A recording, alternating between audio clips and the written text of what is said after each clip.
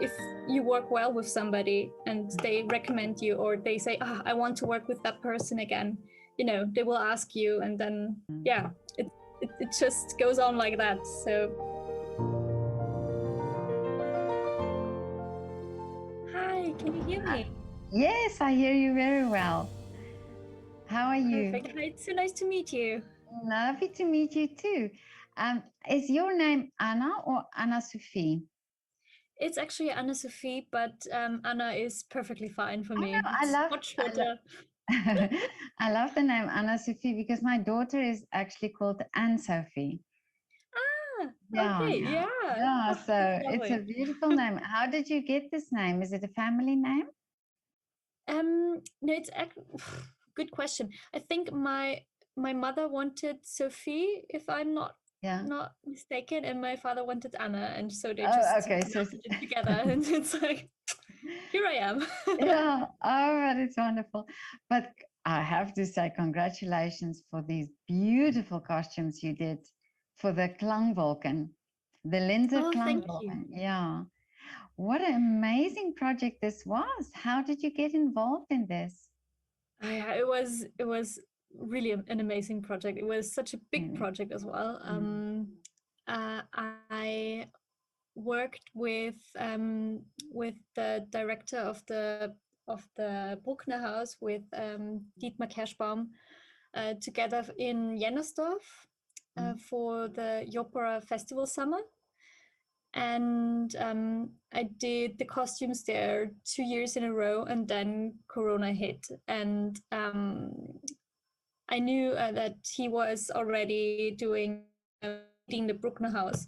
And and one day he just came to me and said, would you be interested in making the costumes for the Klangwolke? And I was like, yeah, of course. Of Yes. course. Such an interesting project, and such a different media to what I was used to already. So it's a So really how? nice way Mm, so, to present the costume. Sorry, no, no, what do no. you want to say? No. um, so are do you do theater costumes basically Yeah, mostly? Mm. exactly. Yeah. Normally for musical productions, so opera, musical, operetta, stuff like that. And Yeah. how did you start? Or what was the initial idea that you wanted to be a costume designer? Uh, I started sewing or tailoring, and with my my goal to be a fashion designer, actually. Mhm. And when I did my education, and I started to learn things, and we had to do an internship, and I did mine because my family is a theater family. My father is a novelist, my mother was a singer, and so I always grew up with with Oh yeah. theater. But Mm. somehow, I don't know, it didn't came to my mind to go into the theater direction. So I wanted to do fashion. And then I did my internship at the Festspiele Erl one summer, and from that moment on, I was hooked, because I loved the people. I loved, working with so many people, working on a story, and working on, I don't know, you have so much more freedom in doing costumes for theater than for fashion, because you always need somebody to buy them, or you need Yeah. someone who wants them. Yeah. In theater, it's sort of the same, but you still have, you can still be really creative with the costumes, and just to tell the story, and to help the characters to transport all the informations the audience needs. So from that moment on, I was like, okay, theater. I want to go. Really. I want to work in the theater. I want to be that, and I want to earn my money with that. And yeah, and Well, luckily, I am right now. yeah, but this is so interesting that you say this is you are part of the storytelling, really, because the costumes play such an important role also in what the story is all about. So I can completely understand how that could, sort of be the inspiration then for you. And then, yeah. No, just go on. Sorry. No, you can add to that if you want. No, I just wanted to say, yeah, you're correct, because I think everything, or every little detail that's on stage and that the audience can see and hear helps to kind of create this story or tell the story. And yeah, costume, as you said, costume is a part of that. Yeah. I saw there was an opera production, Tri Sestri, at the Staatsoper. Mm-hmm. And I saw the costumes of the first, it could have been 3 minutes, or could have been at the most 5 minutes. And they had these gowns on, and all the detail and all the lace and all the pearls and things that were on these gowns. And what amazed me really was that it was 5 minutes on the stage, but it was so, and this is this thing that it had to be there, and it had to be that.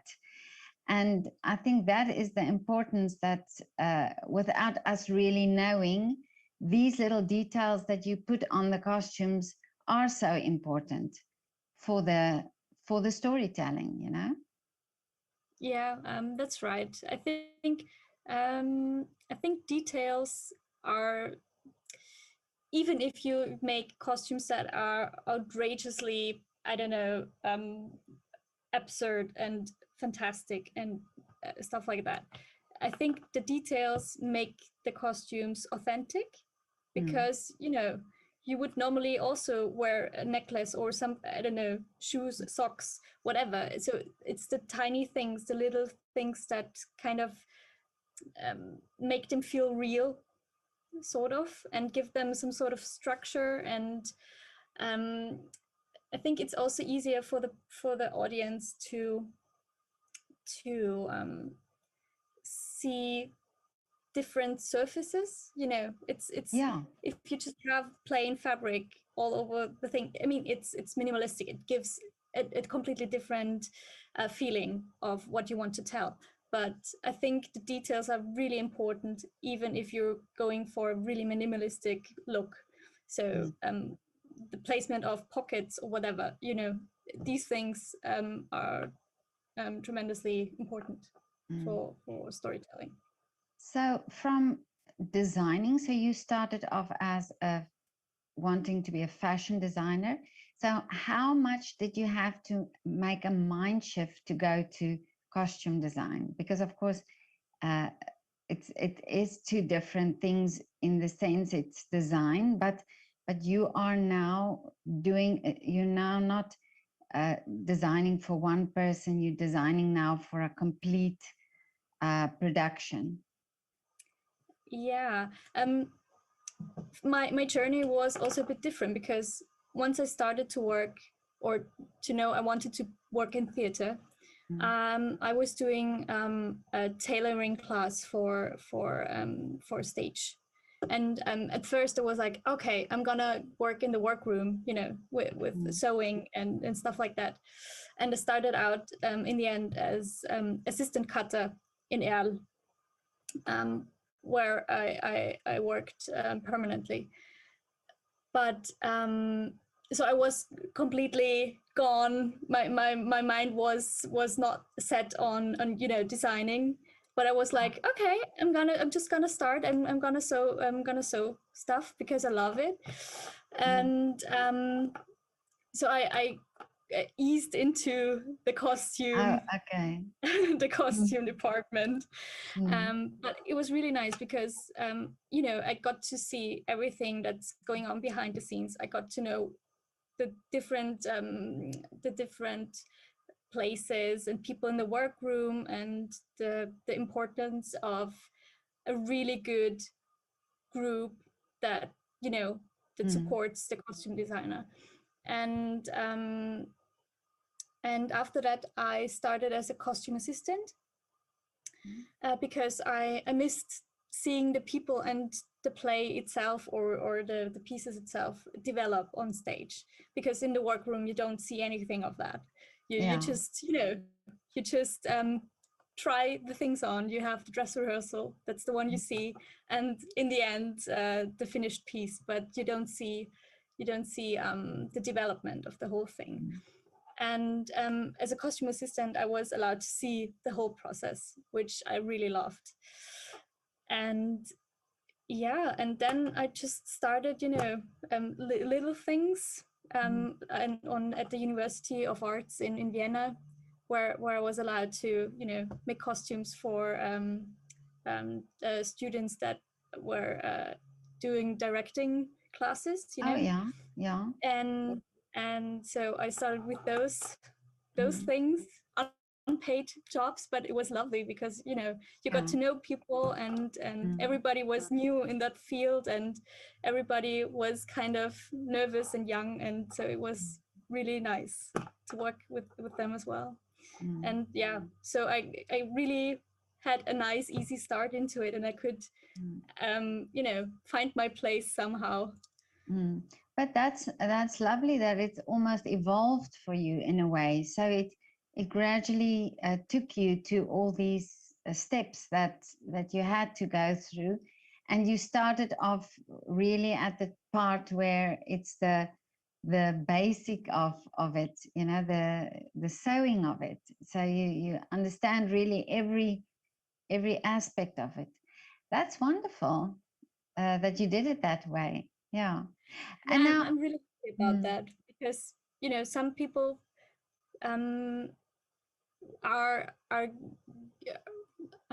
some people are more thrown into this without knowing the basics, without knowing how to make a garment itself.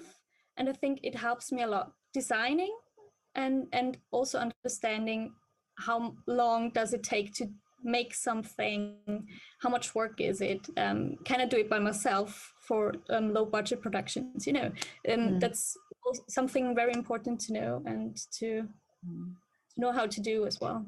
Yeah, I think that is exactly what you say, that people who don't understand the sewing part can give you instructions on, say, oh, I want it this way, but you, when you sew, you know what is possible in a way, and you know what the complications would be, or how, and that is sometimes something that I think people who don't sew sometimes have ideas of completely that that it's possible, but it's not always that easy. Yeah, it's like, I need this shape, and I'm like, okay. Interesting. Laws of physics and stuff, but no, but I think if you have a really creative and great cutter, everything is possible. But yeah, and if I, when I design something that I think it's complicated, I try it before I even suggest it, before okay. make my pitch. I try it and I see if it works at all.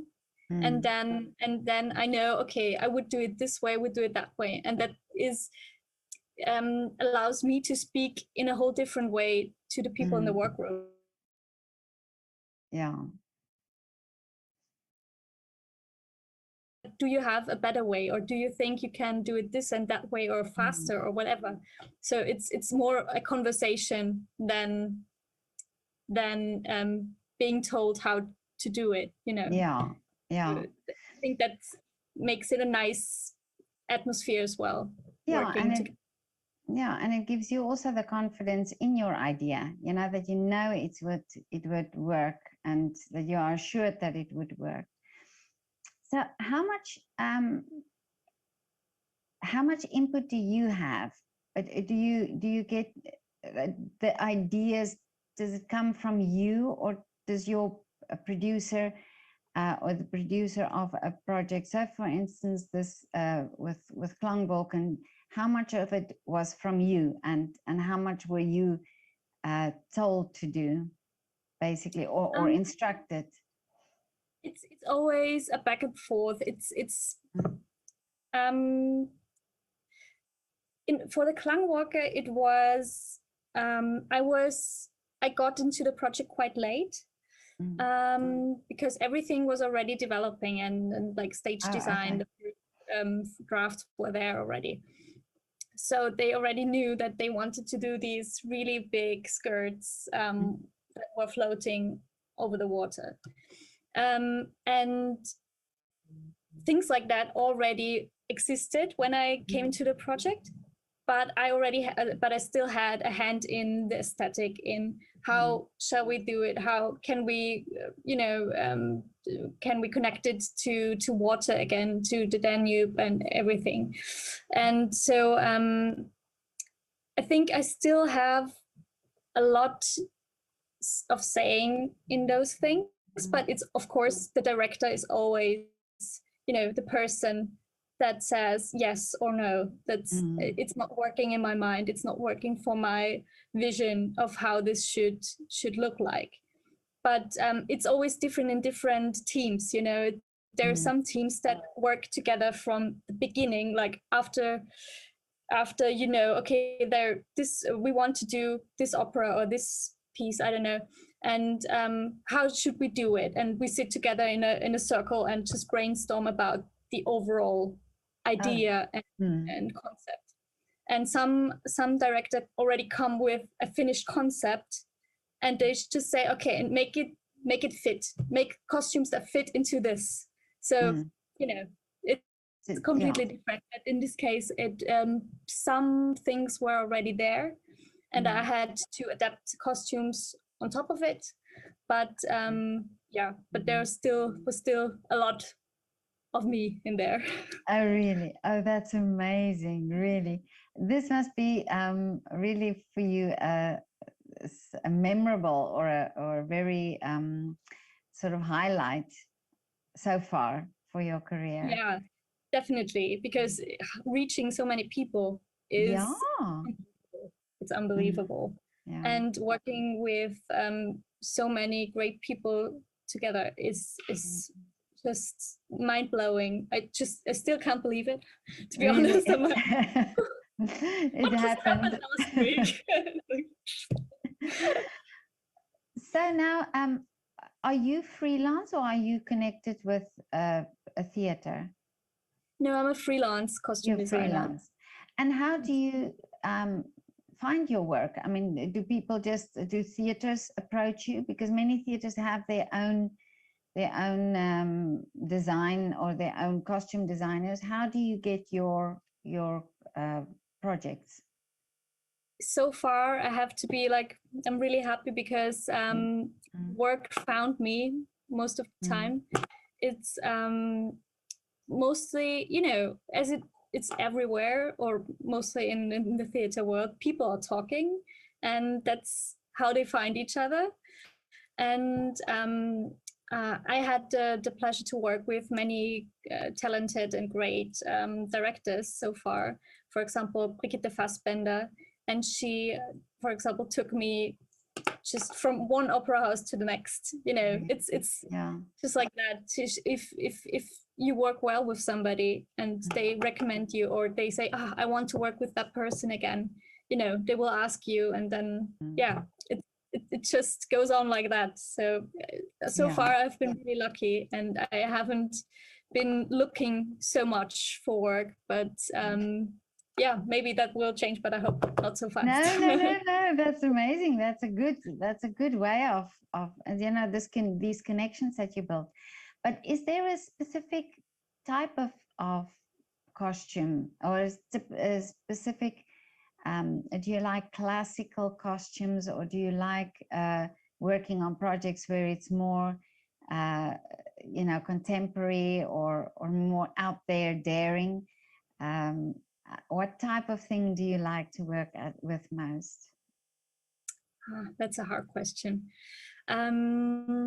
because I actually like everything I've worked on so far. So if it's something more commercial, or an operetta where you can't be just like put a triangle on stage, I don't know, that's just but where you have to some sort of also reach the expectations, or match the expectations of the audience. I also like those projects because you have to, I don't know, you have to find yourself in this existing expectation, and it's a completely different difficulty, but I like to surprise people, but in a good way. Yeah. It's like sometimes nice to put something in where they're like, oh, I didn't expect that, but it's nice, it's good. But I also really like things where you can, which nobody knows, like new operas or new pieces, or like the Klangwolke, where you can do whatever you want because nobody has expectations, because it wasn't there before. So it's there was nothing before that. So that's also really nice, because you can set a new level, or set and your you can own be a little, because I think with a production like that, when they are so daring, that spirit in you also comes out to get to be a bit more daring. Do you find it that way? Yeah, I think so. Yeah. I think it, as I said, it also depends on the director, how daring they are, and about if they want to have like a really strong aesthetic, and then you can go for it, and that's something amazing, and I love doing that. But no, I think I have fun working on every angle of the whole thing. I haven't worked in film yet, or things like that, so I haven't worked on really close-up things. So I'm not sure how I would do in that, but well, I'm sure. Well, you never know. You mentioned it now, and it might come. So because it seems to me your career goes like that. You do things so gradually. So maybe the next project is a lovely film that you work on. You'll have to let me know. We'll have to talk again when that happens. Yeah. But so tell me, and just out of curiosity, do you make your own clothes? No, I have to admit, no. People are asking me always when I dress up and go somewhere, I'm like, did you make this yourself? I'm like, no. I'm sorry. I used to make things myself, but when you don't have time anymore to do things for yourself, and when you have time, you spend it different than on the sewing machine. It's like you want to spend time with your family and friends, and not making your clothes. And no, that's completely understandable. And now, what can you say for a young person who is interested in doing costume design? What would be your advice for somebody?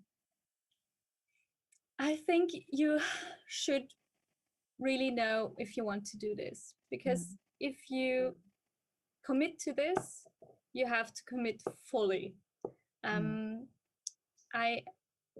In my beginnings, I talked to a really nice costume designer when I was her assistant, and I was asking her, how did you become a costume designer? How did you do things, and what would you tell me to do if I want to be you one day? And she always said, you have to commit 100% of your time and life to this job if you want to succeed. And I have to say, it's true. It's a really time consuming job, but if you love it, it's half as bad. You like to spend time on it, but I would say, if you want to do it, you need to be 100% committed to it. And I think just starting to work somewhere in theater, if possible, start to learn sewing. I think it always helps. But starting to work in theater and just see and have a look if it is that thing you want to do for the rest of your life. Yeah, because it is, I think sometimes people see the end result and they see the end costume, but they don't see the work that goes on behind that. You know, how did it start? It starts on a piece of paper with a drawing, but then from there on it has to go through this process. And it's like you say, then you have to be dedicated and see the whole process through. All the steps, also the not so nice steps, that's probably also there. What is the least thing, what is the thing that you like the least? Good questions. Doing what's it called? After the fitting, when you have to change things. Like the least favorite part. Yeah, I actually wanted to ask you that, if you have to take it out, the stitches out and of course, yeah. if you do all by yourself, you have, you make it, you fit it, and then it goes everything again from the beginning, because you have to open things, you have to make it smaller, you have to make it wider, you have to. And that's my least favorite part, because it's already nice when you see it on the person. It's like, yes, okay, it something covers the body, so it's woohoo. It's always a little triumph. And then you have to start again, so that's always a bit of a. But yeah, that's a whole different part of being a costume designer, the psychological part, because I always say you have to be a psychologist as well sometimes. Just because you're so close to people, to people and their bodies, and most of the time the bodies are the insecurity or the source of insecurity in people. And so you have to be really careful with how you dress them and how you talk to them about it, and how you handle as well their concerns. And so this is also something, because if somebody says, please, can you take it in 2 millimeters or something like that, it's you can't nah, we're gonna leave it like you have to be really careful and like, yeah, of course, and we will do this and that, and do you want to do it this way, because then you could feel a bit more secure when you're singing, or you have to consider lots of things, and some singers don't like it to be too close to the neck, or at the stomach, when they breathe, and so it's always another part of that. But you touching a very important part there, because I sometimes think also, if you are a singer on stage and you have to think of the singing itself, in the whole process and the technique and everything, and you have to listen to the music and watch the conductor and so on, and then you have a costume and you have to have props that's around, and you have to move and connect with people on the stage. If there's a costume that's not fitting well, then of course you don't need that. You don't, that's the last thing you need. You need to have that at least comfortable and so on. So that is actually a very important part that you say, that psychological part of making somebody feel comfortable in that costume, because this is where from there they actually give their art, their singing or acting or so on. So it's very interesting that you mentioned that now. Very interesting. I didn't think of that, but that's very important. It's also sometimes it can help the singer to get into the character, into the role, because if you have like a really funny role, and it's like you're dressed boring, it doesn't help you a lot. You need something to work with as a singer or an actor as well. It's something to support you. The costume should always support and not drain or hold you back. It should always lift you up, and I hope I do No, that. that's absolutely true. So that is well, you've got such a lovely personality. So I believe that you have success in that department, I hope dealing so. with I hope the people. singers that work with me think the same. It's like, Yeah, no, of course, of course. But it was now so lovely to talk to you, and I follow you on Instagram, and I'm going to watch you what you're doing and follow what you're doing. And it'd be very interesting to talk to you when you have an interesting project again. But Anna Sophie, have a lovely afternoon, and thank you so much for your time. And it was so lovely to thank talk to you. you. Thank you for this interview. It was lovely to speak to you. Yeah, no, it was a pleasure.